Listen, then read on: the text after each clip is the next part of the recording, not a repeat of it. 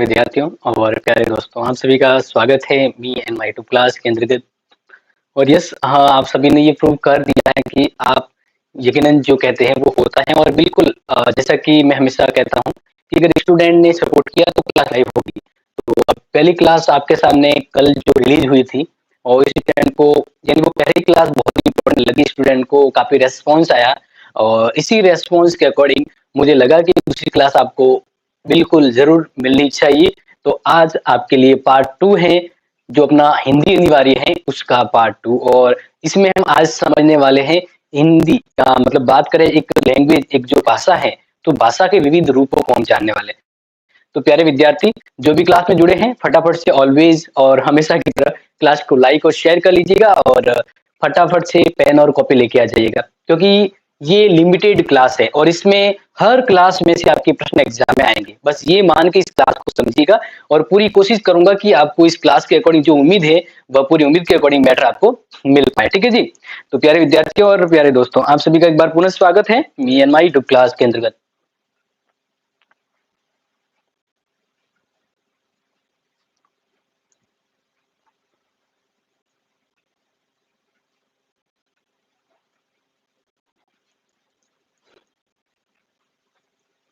Okay जी, तो अब class को शुरू करते हैं, ज़्यादा टाइम वेस्ट नहीं करेंगे। और वेलकम जो भी प्यारे विद्यार्थी जुड़े हैं, माया, प्रतिभा, रेखा, दिवकश, मनोज, प्रियंका, सुमन, शोभा, प्रकाश, विजय, इंडियन, सभी प्यारे विद्यार्थियों का me and my two class में स्वागत है।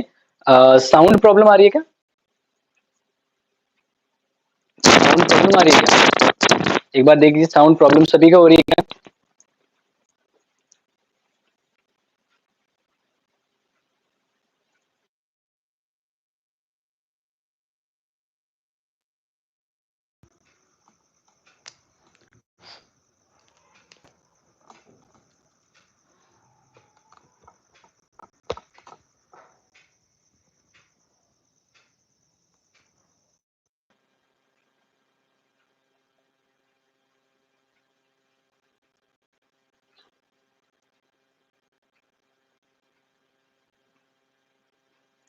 ओके, चेक कीजिए एक बार।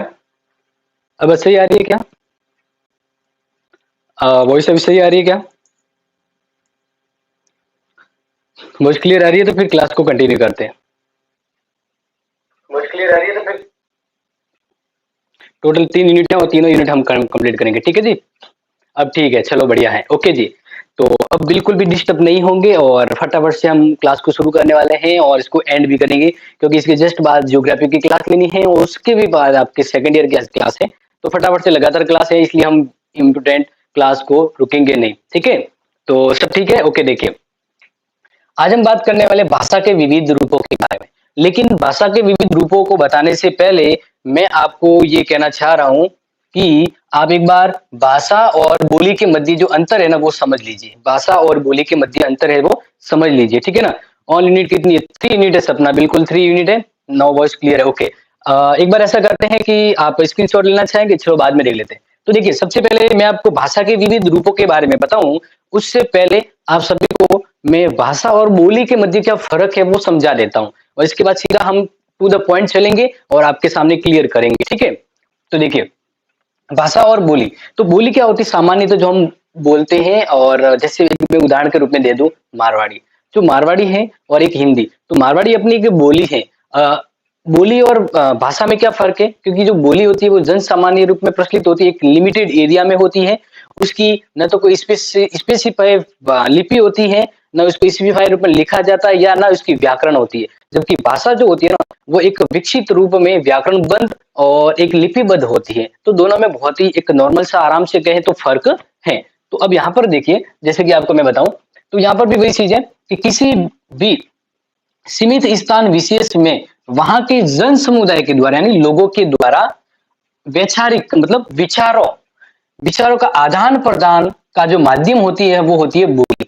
यानी बोली है वो जन सामान्य में एक लिमिटेड एरिया में कवर करती है, वो बोली है। क्योंकि बोली मौखिक रूप में विकसित होती है, ज्यादातर बोली है वो मौखिक रूप में विकसित होती है, और इसकी कोई लिपि नहीं होती। जैसे हमारी हिंदी की देवनागरिक लिपि होती है कि नहीं, वैसे इसकी कोई लिपि नहीं होती। जो हम उसको इसका एक व्यवस्थित रूप हो जाए, क्योंकि बोली एक बोली होती है, ओके। और इन्हें इसकी कोई व्याकरण होती है, जबकि एक भाषा जो होती है ना, भाषा बोली का ही परिष्कृत रूप है। भाषा है वो बोली का एक विकसित रूप होता है, परिष्कृत रूप होता है, और व्याकरण होती है इसमें, यानी व्याकरण से बंद होती है, एक व्याकरण होती है, इसकी लिपि होती है, और भाषा है वो लिखित एवं मौखिक दोनों रूपों में विकसित होती है। लिखित और मौखिक दोनों रूपों में विकसित होती है। तो ये चीजें तो आपको समझ में आ गई। अब मैं अगर आपको आगे ले चलूं, वेलकम महीपाल, प्रियंका और गणपत, बिल्कुल वेलकम। अब देखिए, अब हम बात करते हैं टू द पॉइंट कि भाई भाषा के अलग अलग रूप कौन कौन से हैं। वैसे देखा जाए तो जिस प्रकार से मानव अलग अलग, देखो मानव है वो, उसका क्षेत्र उसका बहुत ज्यादा व्यापक है। तो जितनी ज्यादा मानवीय क्षेत्र का व्यापक होगा, मानव अपनी गतिविधियों को करेगा, उतने ही भाषा के अलग अलग विविध रूप देखे जाएंगे। ठीक है जी। रूपाली गुड इवनिंग जी, गुड इवनिंग। तो देखिए, अब यहाँ पर बात करते हैं, भाषा विचारों और भावों की वाहिका होती है। हमारे अगर इमोशंस हैं, तो हम अपने इमोशंस को कैसे आउट करेंगे या अभिव्यक्त करेंगे? भाषा के जरिए। जैसे मान लीजिए आपको एक अच्छा लगा, आपको किसी को लेकर, तो आप बोलते थैंक यू, तो आपने अपनी भावनाओं को अभिव्यक्त किया थैंक यू के जरिए। तो ये भाषा का रूप हो गया, आपने वर्ड यूज किया या फिर धन्यवाद किया। तो इस प्रकार से भाषा विचारों और भावों की वाहिका होती है। जितना विशाल और व्यापक मानव समुदाय होगा, उसकी गतिविधियां भी उतनी ही ज्यादा होगी, और उतनी ही अधिक रूपों में फिर भाषा हमें विकसित रूप में दिखाई देगी। ठीक है, दिखाई देती है। और क्योंकि भाषा मानव समाज में ही जन्म लेती है, और उसी में विकसित और परिवर्धित होती है, और उसी में पुरस्कृत रूप में होती है। ठीक है जी। सर पॉलिटी का पेपर आ रहा है, मेरा आ रहा है, कोई बात नहीं जी। आपके टोटल अगर मैं कहूँ ना, तो सिंपली रूप में आपका कवर करवा दिया पॉलिटिकल का। प्लेलिस्ट में जाइए और पूरी तैयारी हो जाएगी। हम आपको हम करते हैं धन्यवाद। यस, आपने ये अपनी भावनाओं को अभिव्यक्त किया भाषा के जरिए। ओके, तो देखिए अभी जो मैंने भाषा की, मोस्टली तो ये तीन रूप होते, एक दो तीन। ठीक है, लेकिन हम अगर देखा जाए, जो बड़ा क्वेश्चन आएगा आपके एग्जाम में, या फिर ध्यान रखिएगा, प्रश्न एक आध भी आ सकता है। ऐसा भी आ सकता है कि भाई सांकेतिक भाषा क्या है, ये आ सकता है कि भाई राजभाषा, राष्ट्रभाषा और मातृभाषा में क्या अंतर है। एक प्रश्न उठा के भी इसमें से पूछा जा सकता है, और पूरा बड़ा प्रश्न भी आ सकता है। तो अब मैं ये जो भाषा के जो रूप है ना, उन सभी को एक सिस्टमेटिक वे पर आपको समझाऊंगा। एक एक चीज आपको नोट कर लीजिएगा, क्योंकि ये जो हिंदी निवारी की अभी आप जो नोटबुक बनाएंगे ना, वो बहुत काम आएगी। ठीक है, तो अब पहले तो हम देख लेते हैं कि भाषा के विविध रूप कौन कौन से हैं। एक तो मौखिक रूप, ठीक है ना, मौखिक रूप। दूसरा है लिखित रूप। तीसरा है सांकेतिक भाषा। चौथा है मानक या परिशिष्ट भाषा। देन पांचवा है संपर्क भाषा। छठा राजभाषा। फिर नेक्स्ट राष्ट्रभाषा और मातृभाषा। तो इन सभी को हम एक एक करके समझेंगे, क्योंकि आपके एग्जाम में या तो ये भाषा के विविध रूप का पूरा प्रश्न आ सकता है, या फिर इसमें से कोई एक अलग उठा के प्रश्न आ जाए। तो एक एक चीज आपको क्लियर होनी चाहिए। तो इस प्रकार से मैं चाहता हूँ एक बार आपको स्क्रीनशॉट ले लीजिए, स्क्रीनशॉट ले लीजिए, क्योंकि यहाँ से बहुत सी चीजें हैं जो आपके एग्जाम में रहेगी, फिर अलग अलग हम बात करते हैं। ओके, तो आपने नोट कर लिया होगा और स्क्रीनशॉट भी ले लिया होगा। चलो बढ़िया है, कहने की वैसे जरूरत ही नहीं है, आपने पहले ले लिया होगा। चलो आगे बढ़ते हैं, और अब आपको एक एक करके भाषा के रूपों के बारे में मैं आपको समझा देता हूँ, और नोट कर लीजिएगा, क्योंकि ये क्लास है वो आप सभी के लिए। और अभी आपको है ना, ये क्लास में ही साथ साथ सीखना है, क्योंकि अब एक्स्ट्रा टाइम बचा नहीं कि आप दोबारा लिख पाए या लिखने के लिए समय मिल पाए। आपको इसी क्लास में याद भी करना है, नोट्स भी बनाने हैं, और रिवीजन के लिए बस तैयार रहिए, ऐसा आपको तैयारी करनी है। ठीक है, तो भाषा के विविध रूपों में सबसे पहला जो हम बात करें, अलग अलग रूपों की बात करेंगे, तो वो होता है सबसे पहला मौखिक रूप। मौखिक भाषा, और ये किसको नहीं पता है, मौखिक भाषा आप सभी एकदम क्लियरली याद होती है। तो आगे बात करें। यस रामदेव विराज जी, हेलो जी, नमस्ते जी, बिल्कुल। तो अब बात करते, देखो मौखिक का कहने का मतलब है कि भाषा को जिस रूप में मनुष्य बोलकर अभिव्यक्त करता है। मौखिक का मतलब होता है कि भाषा का वह रूप जिसको मनुष्य अपने विचारों एवं भावों को बोलकर अभिव्यक्त करता है। क्या करता है? अभिव्यक्त करता है। तो इस प्रकार से आप सिंपल और सीधी तरह से अगर देखें, सर ऑल थ्री कितने यूनिट है? 3 यूनिट है दिया, 3। ठीक है सर, बी ए फर्स्ट पॉलिटिशियन सेकंड सेमेस्टर, क्या कह रहे हो आपका कमेंट भी। तो देखिए मौखिक रूप का समझा गया, भाषा का वह रूप जिसको मनुष्य अपने विचार और भावों को बोलकर अभिव्यक्त करता है। तो ये भाषा का रूप कौन सा हो गया? मौखिक हो गया। कौन सा हो गया? मौखिक हो गया, क्योंकि इसमें ज्यादातर मुख का प्रयोग होता है। इसमें मुख का प्रयोग होता है। किसका? मुख का। जैसे अभी मैं आपसे बात कर रहा हूं, तो एक ये भाषा कैसी होगी? मौखिक भाषा होगी कि मैं आपको बोल रहा हूं और बोलकर अपनी जो टॉपिक के संबंध में जो इमोशन, जो विचार है, वो मैं आपके सामने कह रहा हूं। इस प्रकार से भाषा का यह वह रूप है जिसके द्वारा व्यक्ति अपने विचारों को एक दूसरे को कहता है और दूसरों से अपने विचार अपने लिए सुनता है। यानी अगर एक दो दोस्त अगर बात कर रहे हैं, तो इस प्रकार से उस समय उनके मध्य जो भाषा है वो एक मौखिक भाषा है। तो वही तो भाषा का वह रूप क्या हो गया? मौखिक भाषा, जो बोलकर व्यक्त होता है। यानी एक कहता है और दूसरा सुनता है। एक कहता है और दूसरा सुनता है। कहता यानी बोलता, दूसरा सुनता है। क्या करता है? सुनता है। तो इस प्रकार से ये क्लियर हो गया। चलो आगे बात करते हैं भाषा का दूसरा रूप जो इंपॉर्टेंट है उसके बारे में देखते हैं। ठीक है, दूसरा है, सिंपल है, लिखित। लिखित भाषा। लिखित भाषा आप सभी को पता है। अभी जैसे मैं काम क्या करूं, लिख कर ही आपको समझाने की कोशिश कर रहा हूं। तो इस प्रकार से भाषा का वह रूप जिसमें अपने विचारों को लिखित रूप में अभिव्यक्त किया जाता है। अपने विचारों को लिखित रूप में, यानी मानव जो है अपने भावों को, अपने विचारों को, भाषा को जब लिखित रूप में व्यक्त किया जाता है, उसे लिखित भाषा कहते हैं।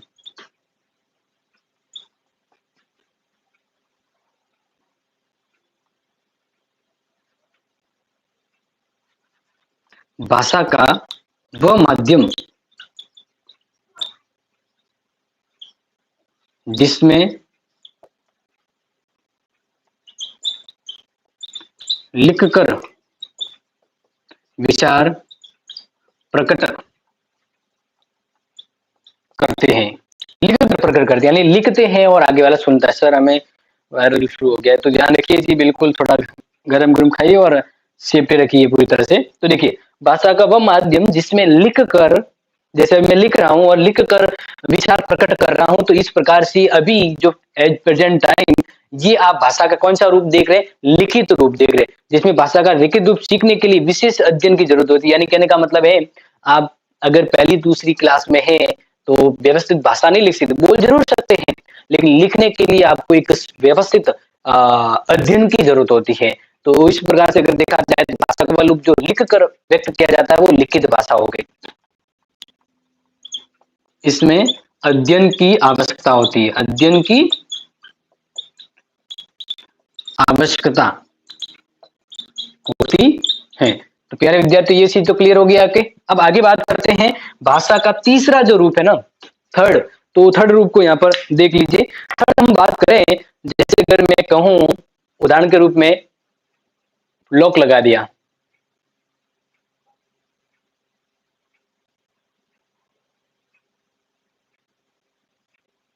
अब यहाँ पर आप देख रहे हैं, अभी मैंने जो जिस प्रकार से आपके सामने लैंग्वेज बात करी, मैंने कहा भाई कैसे हो, ऑल वेल, ठीक है। फिर कहा कि भाई सर दर्द कर रहा है। तो इस प्रकार से एक व्यक्ति जो बोल नहीं सकता है, फिर वो अपने विचारों को, अपनी भावनाओं को इशारों के जरिए, हाव भाव के जरिए, अंग प्रदर्शन के जरिए वो प्रकट करता है, उसे हम कहते हैं सांकेतिक भाषा। क्या कहेंगे? सांकेतिक भाषा। समझ में आ गया सर? इसरो वाली भाषा। तो यहां पर अगर हम बात करें नेक्स्ट आपके लिए, वो है सांकेतिक भाषा।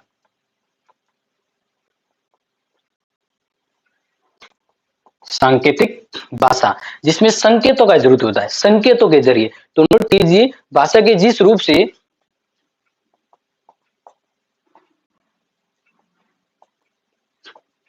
भाषा का वह रूप जिसमें दृश्य हो, भाषा का वह रूप हमें दृश्य, संकेत या हस्त संचालन, अंग संचालन में दिखता है।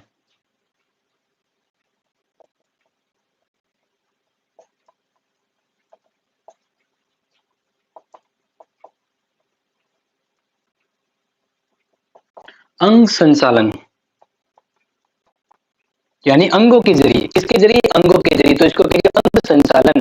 अंग संचालन के माध्यम से व्यक्ति अपने विचार और भाव को व्यक्त करता है। माध्यम से व्यक्ति अपने विचारों एवं भावों को प्रकट करता है, प्रकट करता है। तो प्यारे विद्यार्थी, यहां तक आपको समझ में आ गया? नहीं, अभी तो वॉइस ठीक चल रही है, देख लीजिएगा। वॉइस तो ठीक ही चल रही है, वॉइस तो ठीक ही चल रही है। वॉइस इशू आ रहा है, ओके ओके, वॉइस इशू आ रहा है, ठीक है ठीक है, मैं समझ गया। कभी कभार हो जाता है, पता नहीं क्यों होता है, बट ठीक ही चलना चाहिए था। एक बार टेस्टिंग कर लेते हैं, ट्राई कर लेता हूँ कि ठीक ही चल रहा है कि नहीं चल रहा है, अदरवाइज फिर इसको चेक करते हैं, अदरवाइज फिर इसको चेक करते हैं। ठीक चल रहा है, ठीक चल रहा है। ओके, चलो देखिए, ये यहाँ पर बात करते हैं कि सांकेतिक भाषा, सांकेतिक भाषा का एक बार देख लीजिएगा, वॉइस अभी तक सही आ रही है। तो भाषा का वह रूप जहां पर हम हाव भाव करके इशारों से समझते हैं और जिसमें अंग प्रचलन संचालन होता है, उसे सांकेतिक भाषा कहते हैं। क्या कहते हैं? सांकेतिक भाषा। जैसे उदाहरण के रूप में बताएं तो छोटे बच्चे, छोटा बच्चा और माँ, इन दोनों के मध्य अंग संचालन, हाव भाव, बच्चे के रोने का या बच्चे के इशारे से वो फिर प्रकट होता है। इसके अलावा मुख बधिर, मुख बधिर बालक, ऐसे बालक जो नहीं समझ पाते हैं, मुख बधिर बालक कहलाते हैं, ठीक है, जिनको हाव भाव के जरिए समझाना पड़ता है। ऐसे स्पेशल स्कूल होता है ना, special school for special student, तो उसमें फिर क्या होता है, हाव भाव से समझाने की व्यवस्था होती है। वेलकम स्पार्क ईश्वर सर, एग्जाम कब है? एग्जाम फरवरी में होंगे। तो यहाँ तक समझ में आ गया, सांकेतिक भाषा आप समझ गए ना? सांकेतिक भाषा में संकेत होते हैं, क्या होते हैं? संकेत। और संकेत क्या होते हैं? हाव भाव, इमोशन, क्या होते हैं? इमोशंस होते हैं, ठीक है ना? जैसे मैंने इशारे कर दिया ऐसे, तो इसका मतलब है all is well, all is well. तो ये आप समझ गए हैं। आगे बात करते हैं, चलो ये जगह तो हो जाएगी, ये नोट कर लिया होगा आपने, मैं इसको मिटा देता हूं। आगे देखिए, भाषा का नेक्स्ट जो रूप है, फोर्थ रूप जो आपको भाषा का रूप में बताऊं, तो फोर्थ रूप को देखिएगा, जिसमें हम कहें मानक या परिनिष्ठ भाषा। मानक या परिनिष्ठ। देखो, इस चीज को आपको थोड़ा समझना होगा, क्योंकि यहाँ पर जो इंपॉर्टेंट चीज है वही मैं बताना चाहूंगा, और एक एक चीज नोट कर लीजिएगा, ठीक है? यानी भाषा का वह रूप जो पूरी तरह विकसित है। देखिए, नाम क्या लिखा है? मानक, यानी कि जिसको हर जगह माना जाता है, जिसको हर जगह माना जाता है। तो भाषा के स्थिर और सुनिश्चित रूप को नोट करना है अब आपको। भाषा के स्थिर एवं सुनिश्चित रूप को, यानी वह भाषा जो पूरी तरह से परिपक्व है, जिसकी एक विशेष स्केलिंग के तौर पर कहें तो उसकी लिपि होती है, उसकी वर्णमाला होती है, उसको एक बड़े स्तर पर मान्य माना जाता है, यानी वैलिड किया जाता है। तो भाषा का रूप वो सर्वमान्य हो जाता है, जो एक भाषा की कसौटी में परिपक्व होती है। भाषा की अलग अलग कसौटियों में वो मानक होती है, यानी टेस्टिंग, कि भाई ट्रेनिंग के बाद एक कैसे एक स्टैंडर्ड परिपक्व कोई चीज बनती है, एक स्टैंडर्ड वाली चीज बनती है। तो वैसे ही भाषा का एक लेवल होता है, अगर उस लेवल तक कोई भाषा पहुंचती है तो उसको मानक और परिनिष्ठ भाषा कहते हैं, ठीक है जी? नहीं, एग्जाम टाइम टेबल आना है जेएनवी का, बिल्कुल। तो यहाँ तक अगर हम बात करें, तो ये जो भाषा है ज्यादातर आप सभी को पता है शिक्षक वर्ग के द्वारा उपयोग में लाई जाती है। यह भाषा शिक्षित वर्ग द्वारा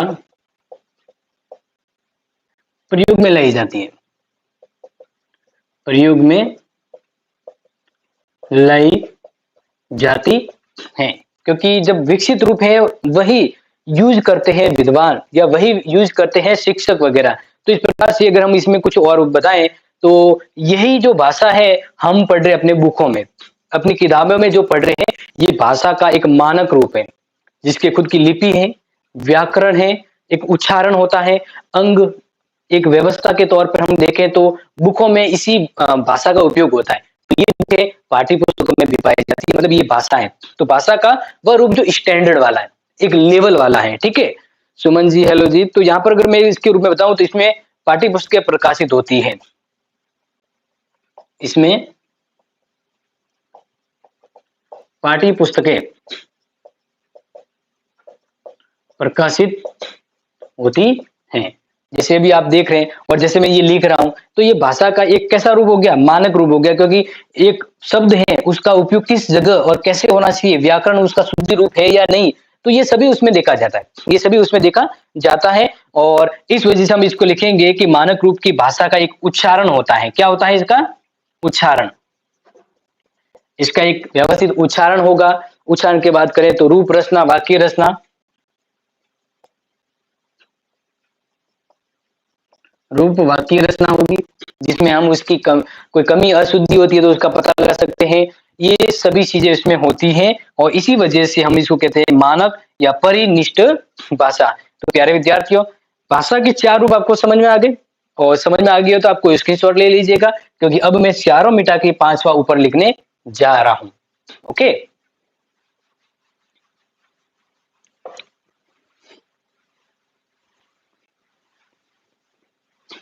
और प्यारे विद्यार्थी, आप जब लिखने में बिजी हैं तो एक चीज और ध्यान रखिएगा कि क्लास आप जब आते हैं ना लाइव, जब भी लाइव क्लास को आप देखें सर की, तो उसको लाइक करना भूलिएगा मत, क्योंकि आपकी इस लाइक से ही आपको पढ़ने से मोटिवेशन मिलता है। आपको जो पढ़ाता हूँ समझ में आता है, उससे आपको अपने अंदर एक अलग सी एनर्जी फील होती है, यस मुझे समझ में आ रहा है, मेरा टॉपिक क्लियर हो गया।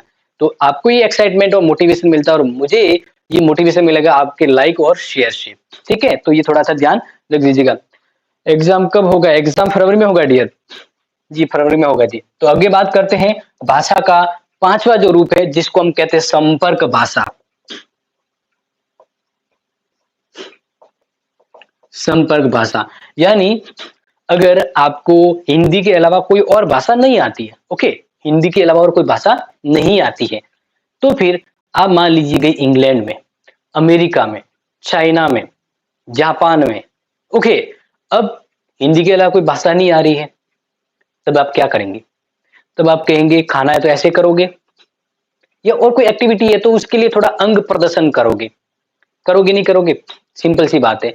तो इसलिए वह भाषा जो एक संपर्क का काम करती है, कुछ भाषाएं ऐसी होती हैं जो संपर्क का काम करती है, उसको हम संपर्क भाषा कहते हैं। नमस्ते हेमकर, नमस्ते। तो अब हम वही बात करें, भाषा का छठा ये जो पांचवा रूप है वो है संपर्क भाषा। तो यहाँ पर ध्यान रखिएगा कि जिस विशिष्ट भाषा के माध्यम से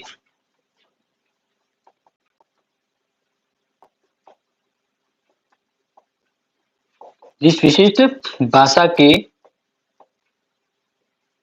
माध्यम से राज्य और राज्य यानी दो राज्य, कहने का मतलब एक राज्य दूसरे राज्य को विचारों को समझ पाए, उनके मध्य होने वाली राजनीतिक व्यवस्था को समझ पाए, इस प्रकार से बात करें, राज्य राज्य हो या उस राज्य के अंदर व्यक्ति, राज्य के अंदर व्यक्ति या व्यक्ति, समझ में आ रहा है कि नहीं आ रहा? संपर्क का मतलब क्या होता है? एक व्यक्ति का दूसरे से संपर्क, एक राज्य का दूसरे राज्य के साथ संपर्क, या हम बात करें एक राष्ट्र का दूसरे राष्ट्र के साथ, तो हम यहाँ पर कहेंगे और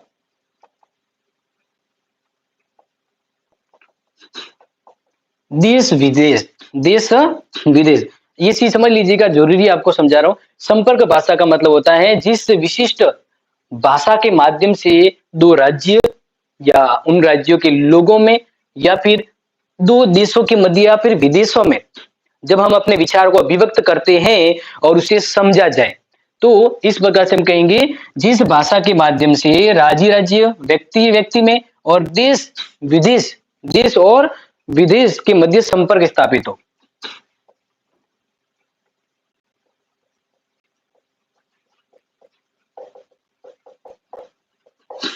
स्थापित हो। तो अब अगर आप बात करें,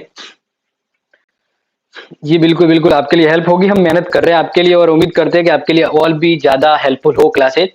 तो अब देखिए, अब जब मान लीजिए कि मोदी जी गए अमेरिका, ठीक है, अब हिंदी बोलेंगे तो समझ में आएगा नहीं, और ऐसे इशारों में बात करने से कोई काम होगा नहीं। तो इसलिए संपर्क भाषा वह होती है जो लगभग सब जगह उपयोग में पाई जाती है। जैसे बात करें इंग्लिश, अगर आपको इंग्लिश आ रही है तो अब मान लीजिए आप विश्व के लगभग किसी भी अगर हिस्से में जाते हैं तो वहां पर आप वो भाषा के जरिए अपने वार्तालाप अपनी भाषा के इस मतलब इंग्लिश के जरिए अपने विचारों को अभिव्यक्त कर सकते कि नहीं कर सकते। तो यहाँ पर हम यही कहेंगे कि परिपूरक या संपर्क भाषा होती है। जैसे अगर उदाहरण के रूप में अगर आपको हिंदी आ रही है तो हिंदी क्या हो जाएगी आपकी? हिंदी आपकी जो है वो राष्ट्रीय भाषा मतलब राष्ट्रीय भाषा नहीं है, लेकिन अपने एक राष्ट्र के लिए एक ही राष्ट्र में संपर्क करना है तो इसके लिए तो हिंदी आपके काम आ जाएगी। लेकिन आपको विश्व के मध्य संपर्क स्थापित करना है, विश्व में संपर्क स्थापित करना है तो इसके लिए आपको अंग्रेजी आनी चाहिए, क्योंकि अंग्रेजी है वो वाइडली लैंग्वेज है। तो इस प्रकार से संपर्क भाषा वो होती है जिसके द्वारा हम दो राज्यों या राज्यों के लोगों या एक से अधिक देशों के मध्य संपर्क कर सकते हैं, अपने विचारों को दे सके। अब जैसे मान लीजिए विदेश मंत्री है, मोदी जी वगैरह है, वो अलग अलग देशों में जाते हैं। आपने सोचा है वो किस प्रकार से अपने भावों को वहां तक कहते हैं, कैसे अपनी योजना को उनको सुनाते हैं, कैसे इस प्रकार से एक लोगों को दूसरे लोगों को मोटिवेट करते हैं, मनाते हैं। तो वो होती है संपर्क भाषा, और संपर्क भाषा है इंग्लिश। कौन सी है? इंग्लिश है। समझ में आ चुका होगा। तो इस प्रकार से संपर्क भाषा का मैंने उदाहरण आपको समझा दिया। अब बात करते हैं भाषा के विविध रूपों में छठी जो भाषा है वो है राजभाषा, और इसके बारे में तो आप जानते हैं राजभाषा। अगर हम बात करें अपने भारत के संविधान के तहत तो राजभाषा किसे घोषित किया गया? हिंदी को। किसे घोषित किया है? हिंदी को। चलो आगे बात करें। किसी प्रदेश की राज्य सरकार के द्वारा, नोट कर लीजिएगा इसको, किसी प्रदेश की राज्य या प्रादेशिक सरकार द्वारा, प्रादेशिक का मतलब उस प्रदेश की सरकार, उस प्रदेश की सरकार, ठीक है, ध्यान रखिएगा, उस प्रदेश की सरकार, उस प्रदेश की सरकार के द्वारा समस्त प्रशासनिक कार्य किए जाए।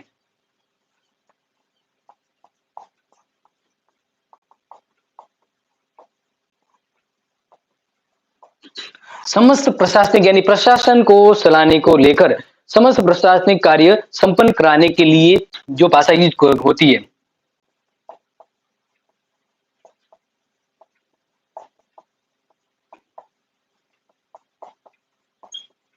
जिस भाषा का प्रयोग हो उसे हम कहते हैं राजभाषा। क्या कहेंगे? राजभाषा। और ये चीज आप सभी को पता है।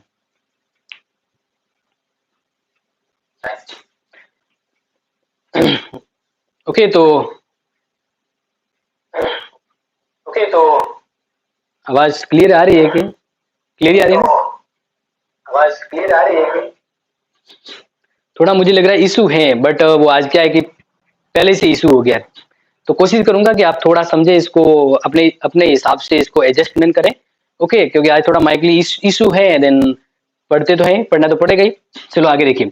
तो राजभाषा का मतलब है कि किसी प्रदेश की राज्य या प्रादेशिक सरकार के द्वारा समस्त जो प्रशासनिक कार्य होते हैं ना, यानी राज्य को चलाने को लेकर, सरकार के विभिन्न गतिविधियों को लेकर, तो ये इस कहने का मतलब है समस्त प्रशासनिक कार्य संपन्न कराने के लिए, समस्त प्रशासनिक कार्य संपन्न कराने के लिए जिस भाषा का उपयोग किया जाता है उसे राजभाषा कहते हैं। और अगर यहाँ पर देखा जाए तो हमारे संविधान के द्वारा अगर बात करें जाए भारत देश में, तो भारत देश में समस्त जो प्रशासनिक कार्य हैं उसके लिए जो राजभाषा है इस कौन है?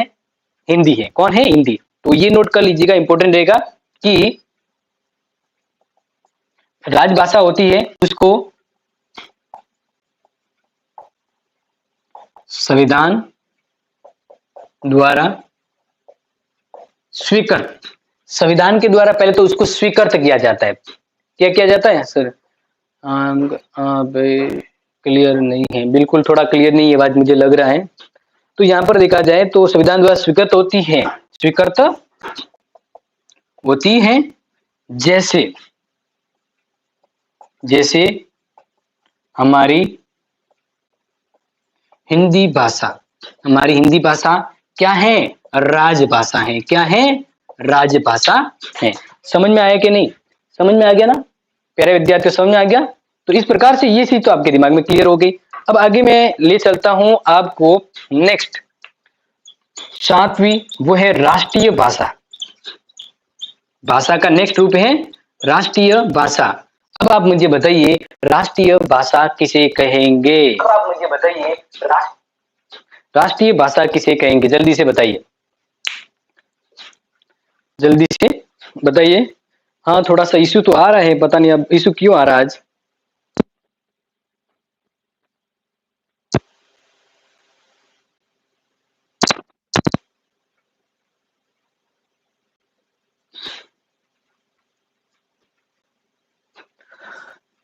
एक बार देख लीजिए, एक बार देख लीजिए, आवाज सही आ रही है? चलो आगे बात करते हैं, थोड़ा टेक्निकल इशू रहता है, ठीक है। अब देखिए, अब हम बात करते हैं राष्ट्रीय भाषा के बारे में। तो जल्दी से सर, हर अपने देश के लिए अलग अलग राष्ट्रभाषा होती है, वो अलग होती है। हमारे यहाँ पर राष्ट्रभाषा कोई नहीं है, राजभाषा है। राष्ट्रभाषा का मतलब होता है पूरे राष्ट्र के लोग वो एक ही भाषा बोलते हैं और पूरे राष्ट्र की अलग अलग सरकार उसी भाषा के अकॉर्डिंग काम करती है और एक ही भाषा को दर्जा दिया जाता है, तो उसे राष्ट्रीय भाषा कहते हैं। तो हमारे यहाँ पर राष्ट्रीय भाषा नहीं है, हिंदी हमारी राजभाषा है, क्योंकि हिंदी को एक राजभाषा का दर्जा दिया गया। ये चीज आपके पता होनी चाहिए, ठीक है जी।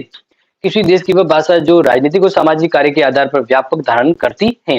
ओके, तो देखो राजभाषा और राष्ट्रीय भाषा में संपर्क होना चाहिए, ये तो मेरा काम है आपको समझाना और आपको यही भाषा समझनी है। तो राष्ट्रभाषा संपूर्ण राष्ट्र का प्रतिनिधित्व करती है, सबसे पहले तो नोट कर लेना। राष्ट्रभाषा संपूर्ण राष्ट्र का प्रतिनिधित्व करती है, प्रतिनिधित्व करती है। और आप सभी को पता है कि अगर बात करें तमिलनाडु की ओर जाए, नागालैंड की ओर जाए, कश्मीर की ओर जाए, तो वहां पर हिंदी भाषा बहुत कम बोली जाती है। ये बात सही है कि भारत में हिंदी भाषा सबसे ज्यादा बोली जाती है, लेकिन सभी जगह हिंदी भाषा नहीं बोली जाती है। इस प्रकार से कुछ वो क्या करेंगे, अपना काम करना है, अपनी सरकार चलानी है, तो फिर क्या करें, तो वो वहां की क्षेत्रीय जो भाषा है उस भाषा के अकॉर्डिंग काम करते हैं। तो इस वजह से राष्ट्रभाषा वह होती है जो सभी जगह व्याप्त होती है या देश के हर एक व्यक्ति उसे जानकार होता है। तो इसलिए राष्ट्रभाषा उसे कहते हैं जो राष्ट्र के संपूर्ण लोग उसका प्रतिनिधित्व करते हैं। इसलिए हमारी जो हिंदी भाषा है वो राजभाषा है, राष्ट्रभाषा नहीं है। ये थोड़ा सा आपको क्लियर होना चाहिए, ठीक है। आगे बात करते हैं, तो भारतीय संविधान में हिंदी को राष्ट्रभाषा का दर्जा नहीं दिया गया, क्योंकि इसकी व्यापकता को देखते हुए इसे राष्ट्रभाषा माना जा सकता है, लेकिन राष्ट्रभाषा का मतलब ही होता है कि राष्ट्र के बहुसंख्यक लोगों के द्वारा बोली और समझी जाए।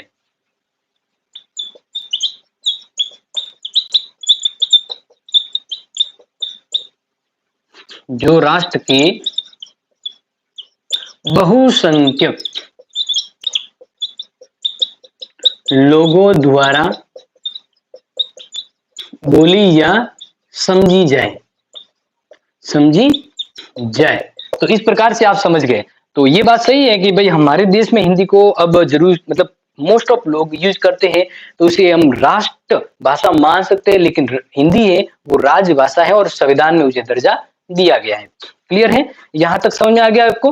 ओके, अब बात करते हैं आगे नेक्स्ट, क्योंकि ये जगह स्पेस कम हो गया, अब मैं ये मिटा दूंगा और लास्ट हमारे सामने एक और बची है जो भाषा के विविध रूपों के अंतर्गत आती है और मैं आपको समझा देता हूं।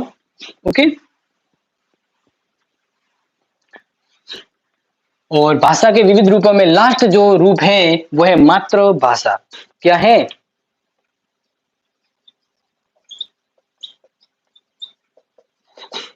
मातृभाषा। ओके, मातृभाषा। सर मार्कर चिट्ठी मार रहे हैं। राष्ट्रीय भाषा वह है जो संविधान के द्वारा स्वीकृत है, राजभाषा है, काव्य राजभाषा, ठीक है। कि अगर आपको ऐसा पूछा जाए, प्रश्न ये आ जाए, एग्जाम में आ सकता है, ये प्रश्न आ सकता है एग्जाम में कि राजभाषा और राष्ट्रभाषा में क्या अंतर है, और इसलिए मैं एक एक आपको बता रहा हूं। आपको पता है तो कि मुझे से आ रहा है थोड़ा बहुत, लेकिन थोड़ा बहुत नहीं, पूरा क्लियर होना चाहिए, क्योंकि एग्जाम में ये प्रश्न टपकेगा कि राष्ट्रभाषा और राजभाषा में क्या फर्क है। और आपको बता दिया है कि किसी विशेष राज्य विशेष के लोग एक विशेष भाषा का उपयोग करते हैं और उसके राजकार्य भी उसी भाषा के अकॉर्डिंग होते हैं। उस संविधान ने उस भाषा को उस प्रदेश के लिए स्वीकृत किया गया है, तो उसे राजभाषा कहते हैं। और राष्ट्रभाषा वो है जहां पर उस देश के सभी लोग उस भाषा का यूज करते हैं। वह भाषा देश का प्रतिनिधित्व करती है और संपूर्ण कार्य उस भाषा के अकॉर्डिंग होते हैं, तो उसे राष्ट्रीय भाषा कहते हैं। राष्ट्रीय भाषा का मतलब पूरा राष्ट्र उस भाषा को बोलता है। ठीक है, ये थोड़ा सा आपका समझ में आ जाना चाहिए। सारा ही राजस्थानी सर, हिंदी लिटरेचर की क्लास कोशिश तो कर रहे हैं। ओके, तो अब बात करते हैं मातृभाषा। देखिए, जन्म लेने के पश्चात बालक सर्वप्रथम अपनी माता से जो सीखता है उसी को हम मातृभाषा कहते हैं।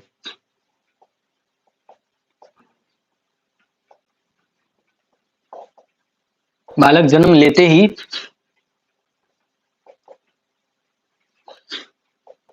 माता के जरिए जिस भाषा को सीखता है उसे मातृभाषा कहेंगे। क्या कहेंगे? मातृभाषा कहेंगे। अब मातृभाषा का मतलब यहाँ पर ये कह सकते हैं कि क्या आप पैदा होते ही आपने राजस्थानी बोली थी? क्या आपने पैदा होते आपने हिंदी बोली?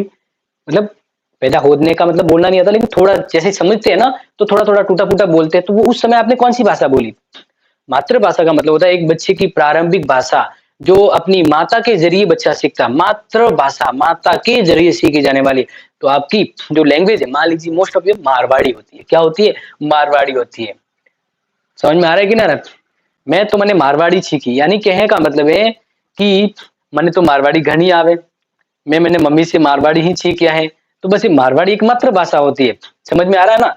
तो यहाँ पर कोई कहता मतलब काफ़ी है, देखो ये हिंदी क्लास है और हम यहाँ पर आपको थोड़ा लैंग्वेज में ही समझाने की कोशिश करेंगे। कोई भी व्यक्ति जन्म लेने के पश्चात जिस भाषा का उपयोग करता है उसी मातृभाषा कहते हैं। ये बात माया ने भी बिल्कुल सही की और आप सभी प्यारे विद्यार्थियों ने बिल्कुल सही समझा है।